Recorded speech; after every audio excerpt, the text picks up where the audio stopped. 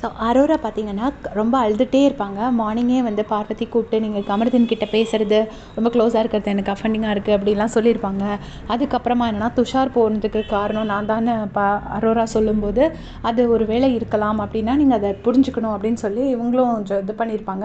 எல்லாமா சேர்ந்து மொத்தத்தில் அரோரா வந்து ரொம்பவே டவுனாக இருக்காங்க. ஏன்னா எல்லாருமே வந்து துஷார் போகிறதுக்கு அரோரா தான் காரணம்னு சொல்கிறாங்கன்னு அரோரா வந்து ரொம்ப ஃபீல் பண்ணுறாங்க. இப்போ கன்ஃபெஷன் ரூமில் பிக் பாஸ் கூப்பிடுறாரு.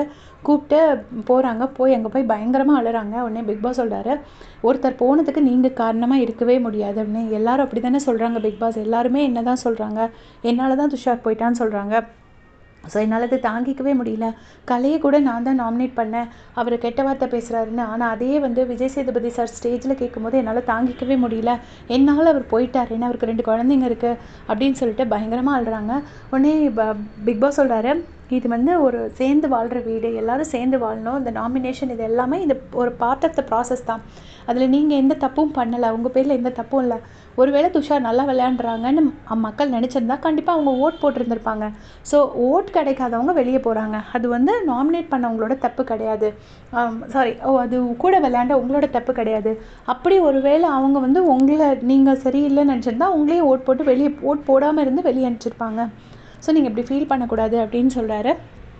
ஆனாலும் அரோராவால் தாங்கிக்க முடியல. துஷார் வந்து என் டல்லாக இருந்தாலே பார்த்தாலே கண்டுபிடிச்சிருவான். நான் அப்செட்டாக இருந்தால் என்கிட்ட வந்து பேசுவான். என்னை ஜட்ஜ் பண்ணவே மாட்டான். நான் என்ன வேணால் அவன்கிட்ட பேசலாம். ஆனால் அவங்க எல்லோரும் என்னை ஜட்ஜ் பண்ணுவாங்க. நான் பேசினா சண்டைக்கு வருவாங்க. எனக்கு ரொம்ப கஷ்டமாக இருக்குது அப்படின்னு சொல்லிட்டு அரோரா சொல்கிறாங்க. பயங்கரமாக ஆள்றாங்க. ரொம்ப சென்சிட்டிவாக இருக்காங்க.